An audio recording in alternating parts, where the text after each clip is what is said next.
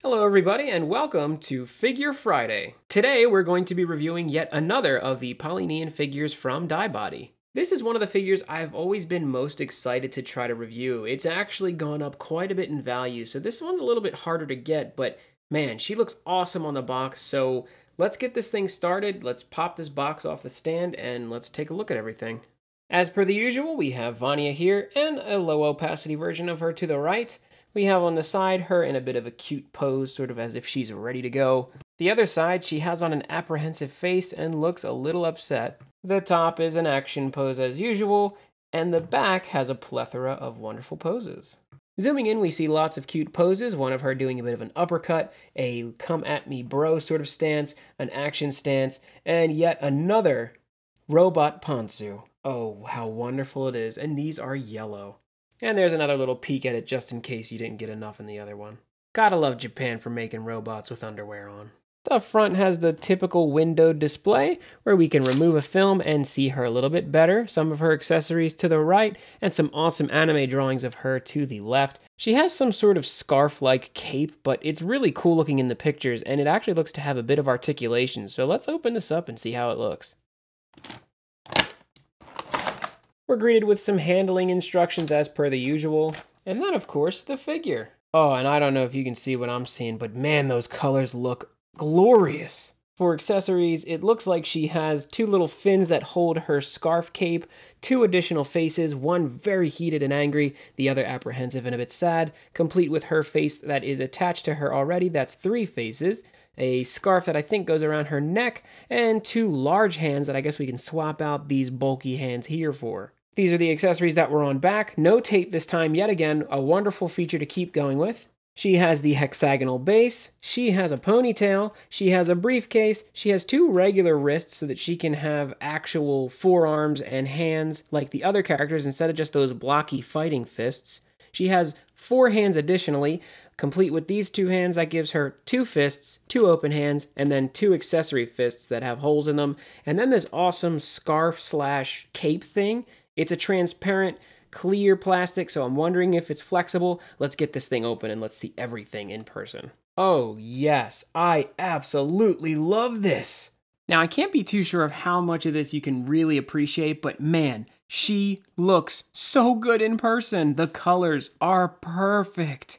This is the first time that we've gotten that sort of bright pastel red on any of these figures, and I gotta say, I am a huge fan of this. She looks amazing, and she feels pretty darn hefty in hand compared to some of the other figures. I like that a lot. There is some serious build quality here, and I've already got to say I'm in love. I know I keep saying this as I open these, but this may be my new favorite. I've always been a huge fan of characters with bulky gauntlet-style fists, and she does it perfectly. This is pulled off so well. So let's get in there, see what this articulation is like. She has the usual Polynian ball peg joints that give you a decent rotation, a swivel, some in and out, and that's pretty much through and through. Let's just see. No problems with the elbow. The wrist is a little weird because as you can see, it's the same kind of ball peg joint, but it's this bulky block hand. But I will say it's just as flexible as really anything else. It's the same kind of joint, so you're not limiting anything out of this. It doesn't crash with the wrist. So yeah, I mean, you get a little bit of crash right there, but that's not going to limit your ability to pose this thing. I mean, you're not going to pose her. I don't even know why you would want to angle it any lower. This is perfectly fine with me. I have no problem with this. The skirt is where I'm a little bit nervous, so let's see how the legs do. You know, as usual, she has her in and out, she has her swivel, and the rotation's fine. The skirt seems to have a little bit of flex to it. Oh my gosh, this is perfect. This is exactly what I wanted. I wanted somewhat of a more soft vinyl-ish type feel. This is not completely like attached to her to the point where it won't allow you to do anything. Now let's take a look at the leg. We have a nice, squeaky knee, very tight. The ankle's the only problem I see, but with that chunky bracer on the ankle, obviously enough you're gonna have that. And these cuffs are not uncommon with the other Polynians, so, you know, I'm fine with that. It's okay. I mean, you can make it work, especially if you have the stand. And of course we have that waist/pelvic ball peg joint that allows some back and forth, some swivel, and a little bit of rotation if you want to try to get it. And you know what you can get, girl? You can get bending forward because we're about to pop this open. Oh, you know where we're going, girl. Don't even pretend. But I'm not ready. Oh, I'm sorry, baby, but we gotta look at that butt. Oh, man, look at that delicious robo booty. Yeah, we flip her around to the front, and we see the robot PANTSU are completely in effect. Cute little yellow underwear with a red ribbon. And let's bust that open. Oh, that's what we meant to do. And man, that is so much more snug than usual. I am very happy about that because let me show you something for reference. Oh, hey guys, look, it's Yume. Isn't she so cute? Yeah. Oh, I love her so much. Oh, she fell apart. Okay, I can't actually say that that was too bad. Normally, it's a lot easier to bust this one open. But I will say, though, that this waist connection is much looser. As you can see the second time, it just came apart. It's much looser on Yume than it is with Vania.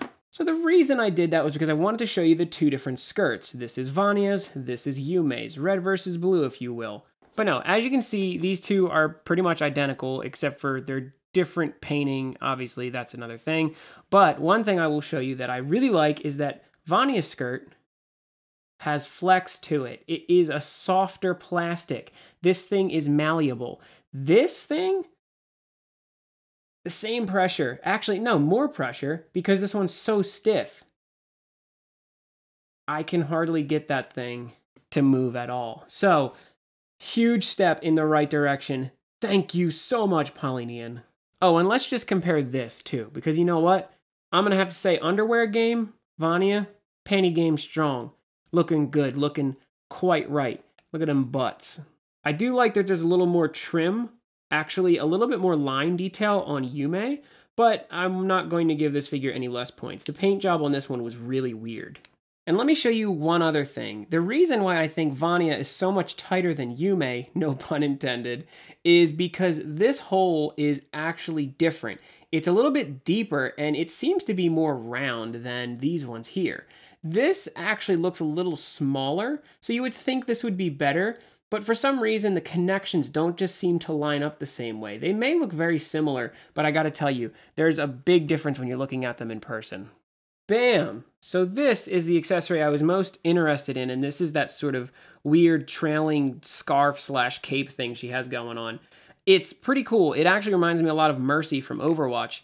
This has two of the similar hinge style joints there that allow it to open up, and of course you can aim them however you like, and there's a twist of course at either side because these are the same type of peg joints.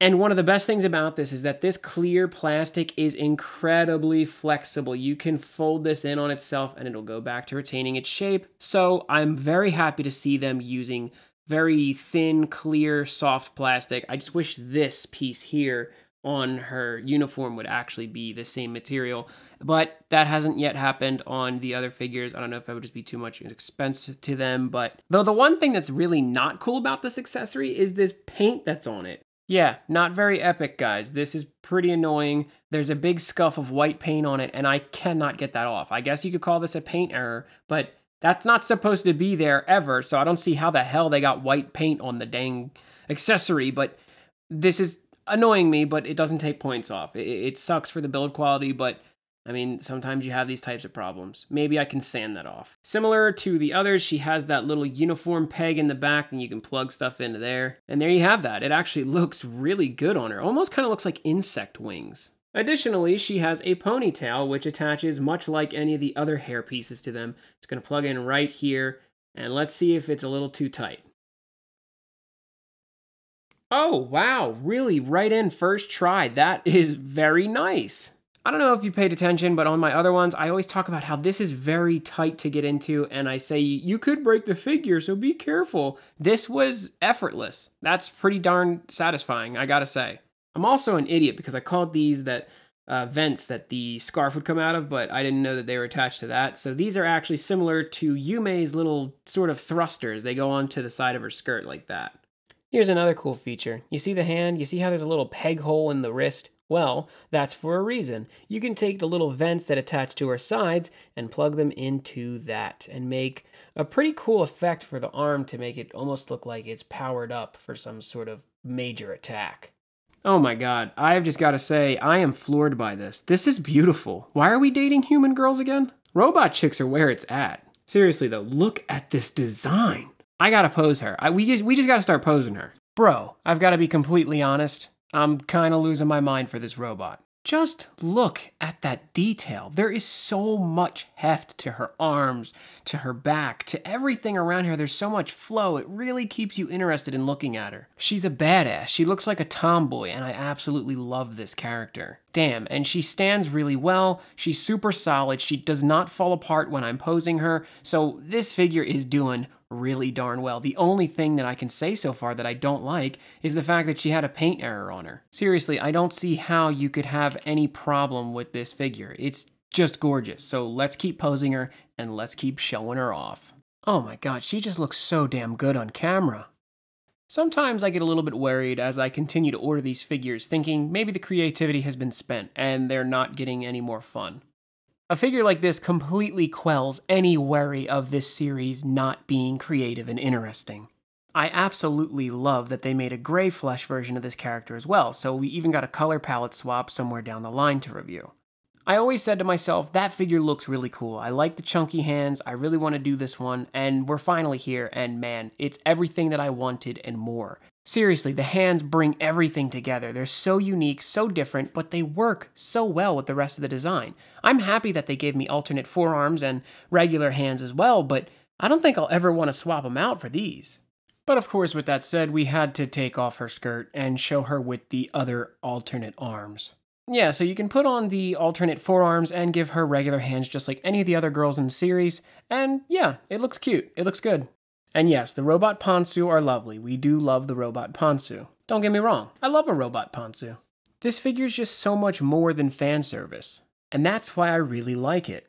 She does have a cutesy vibe to her, and you can get her to look cute and sexy or whatever, but primarily, she's just a great design.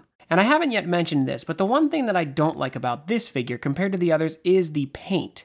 She looks great, and I do love the matte finish. She looks wonderful in that regard, don't get me wrong.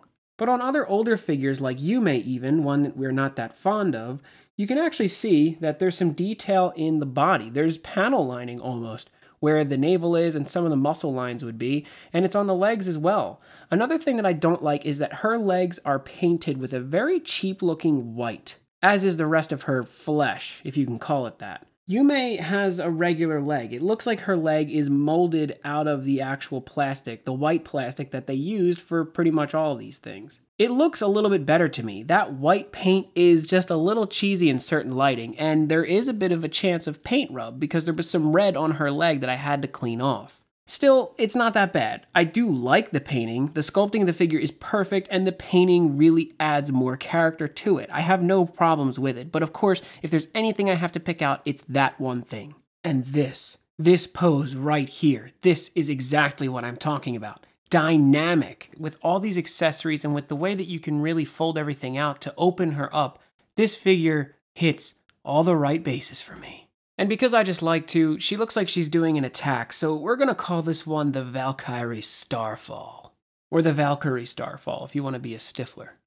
I mean, seriously, just look at this. This thing is nearly perfect. The only things that I can really come up with that I don't like are that she has some paint errors. And yeah, that's annoying, but it does not ruin the figure for me. There's so much you can do with this figure. There's so much that you can change, and there's so much flexibility in everything that you can do that she's just perfect to me. I've got to give this one a 10 out of 10.